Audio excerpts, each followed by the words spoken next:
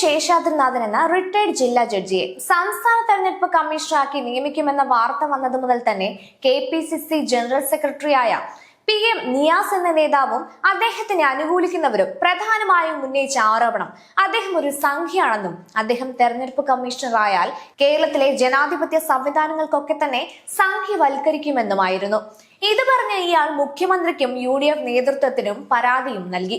സംഖ്യയാവുക എന്ന് പറയുന്നത് ഈ രാജ്യത്തെ ഏതോ വലിയ ഒരു തൊട്ടുകൂടായ്മയും രാജ്യദ്രോഹ പ്രവൃത്തിയാകുന്നു എന്നാണ് ഇദ്ദേഹത്തിനെ പോലെയുള്ള ചില മാന്യന്മാരുടെ വിചാരം.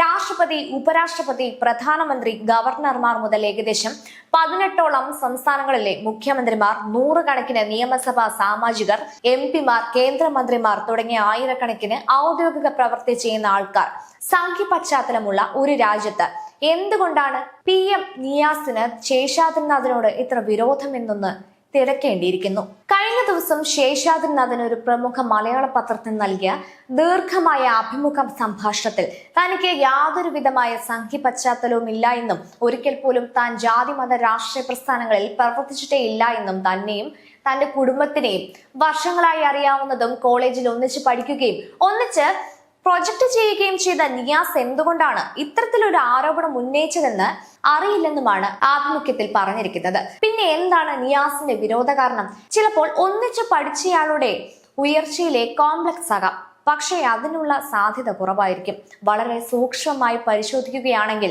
മറ്റൊരു സൂക്ഷ്മതലം ഈ പ്രശ്നത്തിൽ കാണാം. ശേഷാദ്രിനാഥിന്റെ ഏത് ചിത്രം പരിശോധിച്ചാലും അദ്ദേഹത്തിന്റെ നെറ്റിയിൽ ഒരു കുറി കാണാം. അടുത്ത കാലത്തായി കേരളത്തിലെ സാമൂഹിക അന്തരീക്ഷത്തിലെ വിലക്കപ്പെട്ട ഒരു അടയാളമാണ് നെറ്റിയിലെ കുറികളും കയ്യിലെ ചരടുകളും.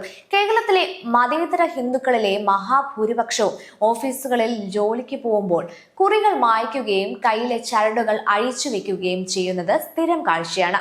ഇതിന് കാരണം ഇങ്ങനെ പ്രകടപരമായ ഹൈന്ദവ ചിഹ്നങ്ങൾ ഉണ്ടായാൽ തന്നെ സംഖ്യയാകുമോ എന്ന പേടി തന്നെ. കാസർഗോഡ് മത്സരിക്കുന്നതിന് തൊട്ടു മുൻപ് വരെ എല്ലാ നിറങ്ങളിലുമുള്ള കുറികൾ തൊട്ടിരുന്ന രാജ്മോഹൻ ഉണ്ണിത്താന് നിന്ന നിൽപ്പിൽ അലർജി ഉണ്ടായത് ഓർക്കുക.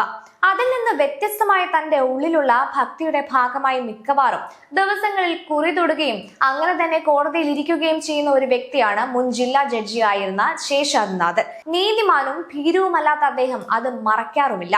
പിന്നെ അദ്ദേഹം NIA ജഡ്ജി ആയിരുന്നപ്പോൾ ചില രാജ്യദ്രോഹ പ്രവർത്തി ചെയ്തവരെ ശിക്ഷിക്കുകയും ചെയ്തു. പോരെ പുകിൽ നിസ്കാരത്താഴമും കുരിശുമാലയും മതേതര അടയാളങ്ങളും കുറിയും ചരടും മതഭീകര സംഖ്യ ചിഹ്നങ്ങളുമാകുന്ന കേരളത്തിൽ ശേഷാദ്രിനാഥിന്റെ തൊട്ടുകൂടായ്മയുടെ കാരണവും അദ്ദേഹത്തിന്റെ കുറി തന്നെ.